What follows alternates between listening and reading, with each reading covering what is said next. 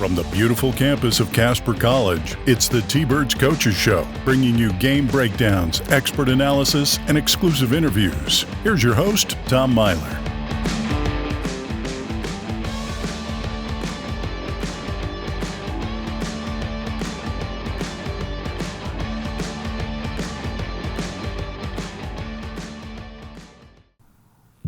We're back for the Coaches Show. I'm Deion Anderson. I'm the men's basketball coach, and here I have Thomas Myler. Hey guys, welcome back. A little reversal today, which we weren't even planning on, but guess what? That's how we roll, because we're just having a good time here in the studio. It's always Thanksgiving, which we all know that pumpkin pie is better, but you know, Deion will Sweet potato pie supremacy, always. Pumpkin pie. You know what? Maybe you could change my mind if you would bring in some sweet potato pie, and we just, I would have to have my grandma ship some out so that you can get some real authentic Southern sweet potato pie. I'm okay with that. I'm absolutely okay with that. Tell grandma that she's awesome, and I will gladly eat her sweet potato pie. I will too. She needs to send me some. I need it to go with my mac and cheese. You heard it now. Hopefully next time. By next coach next show, week, we're gonna have sweet potato pie. We're gonna have a little tasting, and maybe I'll bring some pumpkin. We'll just do a little tasting, have a little fun with it. Little pie basketball mix. I don't know how that works together, but basketball and pie. Yeah, see, basketball pie, love it.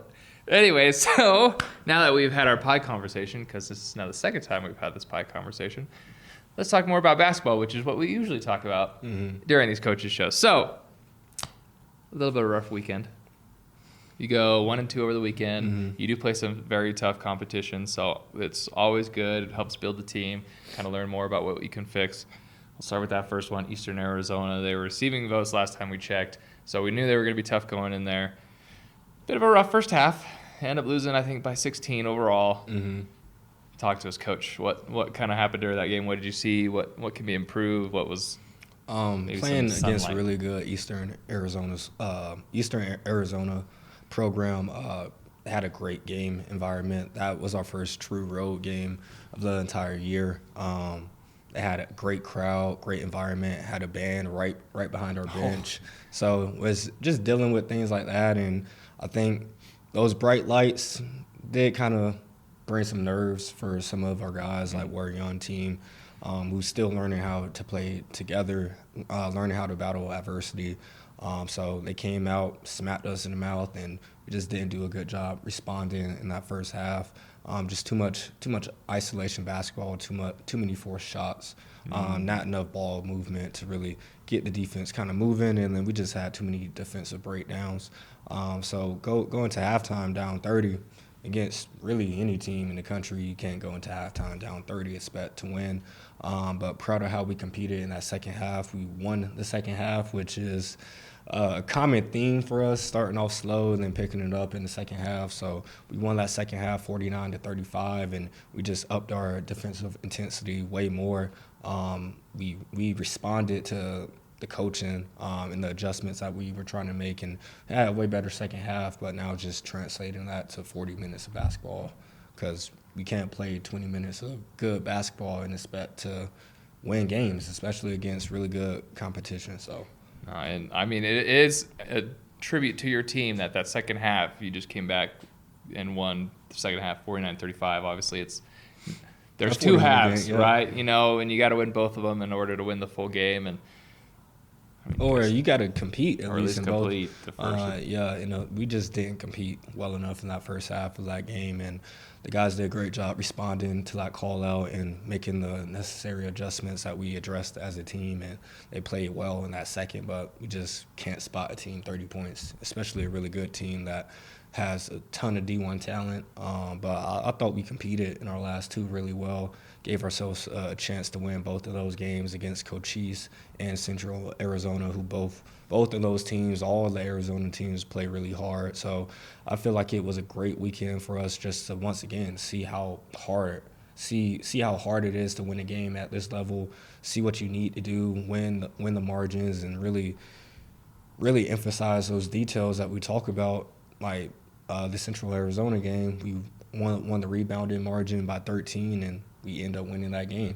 I think that's probably only the second, maybe the third time this year we won the rebounding margin against a team, and both of those games we've won. So I think those little things, those details that we're starting to learn and pick up as a team, and I thought we played together much better those last 2 games than that first one.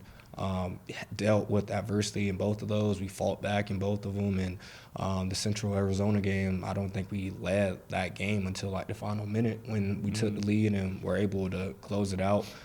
So our team battles. That's one thing I can give them. They really do battle. We just got to figure out how to play a full 40 minutes. Yeah, because every one of those ones, like granted the Eastern Arizona one was the lowest one, and then Cochise you were down at halftime by 6. And then Central Arizona, you were down by a couple. Mm-hmm. And so, I mean, at least for a Central Arizona game, that was nice to see that you guys come back because, I mean, second half team, right? So you're team. almost like, hey, you've put yourself in a position to be close, that, hey, maybe we can win this in the second half. That's great. And then I was looking at the Cochise game, and I feel like that one really came down to free throws. That one came down to free throw.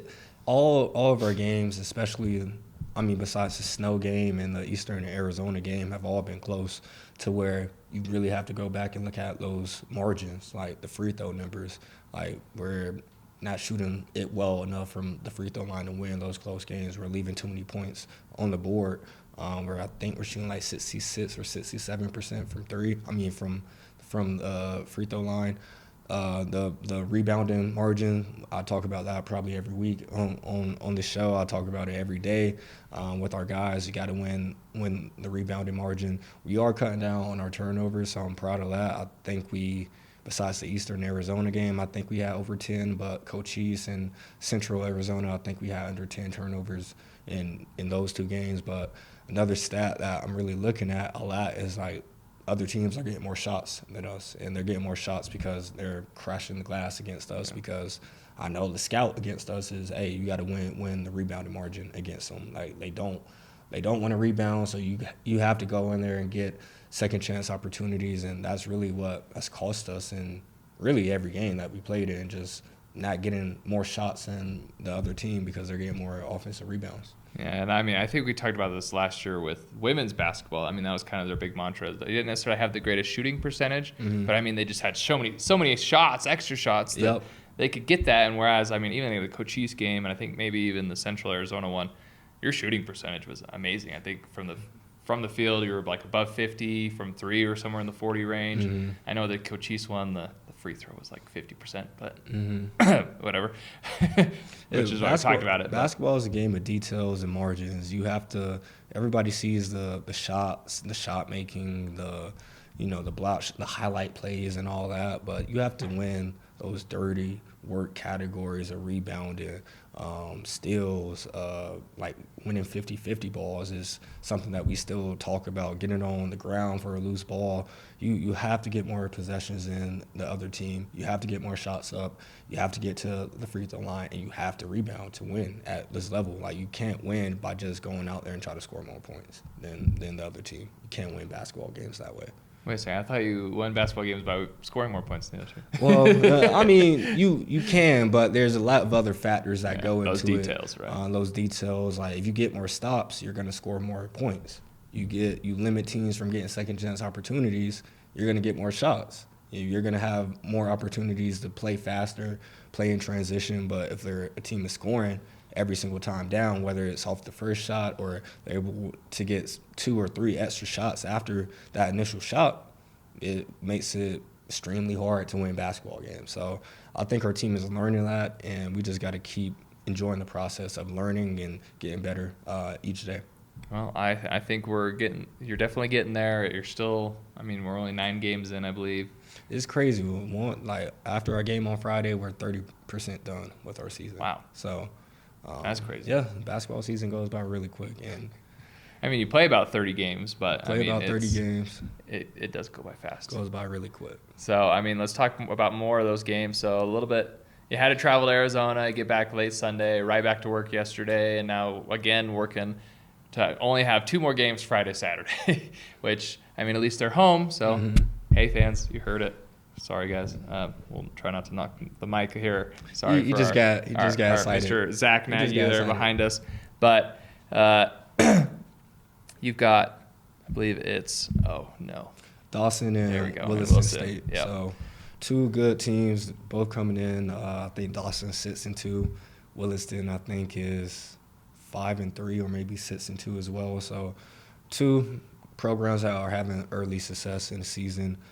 So another two great opportunities to see where we're at against teams on this side of the country. So yeah, and some winning teams. And so for us, and I have an idea of what you're going to say, what's the matchup looking like for Dawson and Wilson? Dawson, I mean, they're pretty different teams in the fact that Dawson they play team basketball. I think they have 4 or 5 guys who average between 12 and like 10 points. They don't have a single person they have one person who plays over 20 minutes a game, and I think he's at like 20.7 or 21, wow, something like that. So they play a lot of guys. They're very versatile. They have a lot of different guys who can go in there and contribute in some type of way. So that's going to be a fun scout getting ready for them, just with all the different pieces that they have and having our guys really be locked in on that personnel. And then you look at Williston. Williston actually has the number 2 scorer in the country right now. Oh, boy. Josiah McDonald, I think is his name. He's averaging like 27 points a game. And then they have another guy who's averaging 22 points a game. But then after that, I think it drops to maybe they have one guy who's averaging 10, and then nobody else is averaging over double digits. So two kind of different teams where you have one team that has 5, 6, 7 guys who could have a really good game against you, and then you have Williston who have 2 guys who are just great scorers. So it's going to be an exciting weekend of basketball here. Wow, yeah. I mean, and that's always interesting to kind of change that mentality. Okay, we have pretty much the whole team that can damage it, or, hey, they've got just 2 absolute studs. Mm-hmm. Like, how do you stop those? Yeah, so, I mean, you just have to prepare.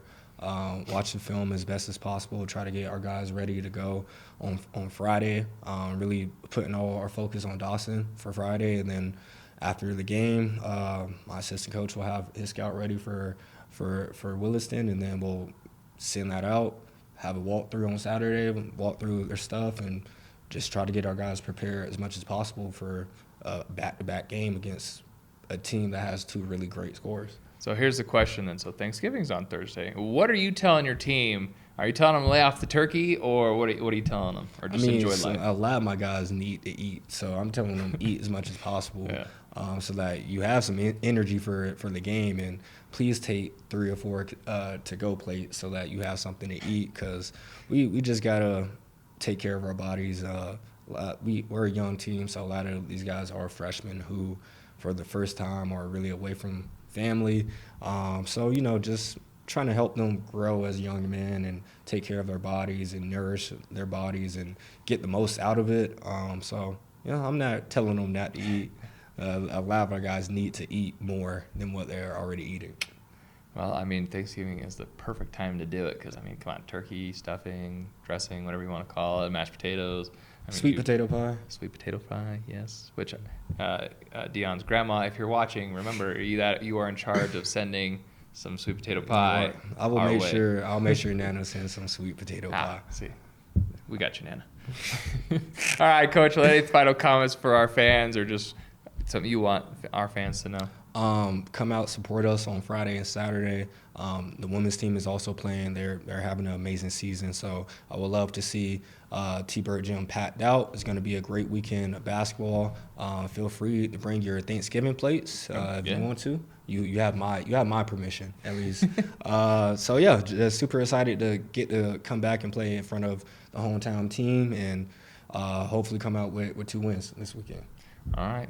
I would also love to see the suite packed out this weekend, and so be looking out in your emails for a follow-up on when times are. And, well, fans, until then. I think the girls play at 4 on Friday. We play at the girls play at 5 on Friday. We play at 7, and then they play at 4 on Saturday. We play at 6. All right.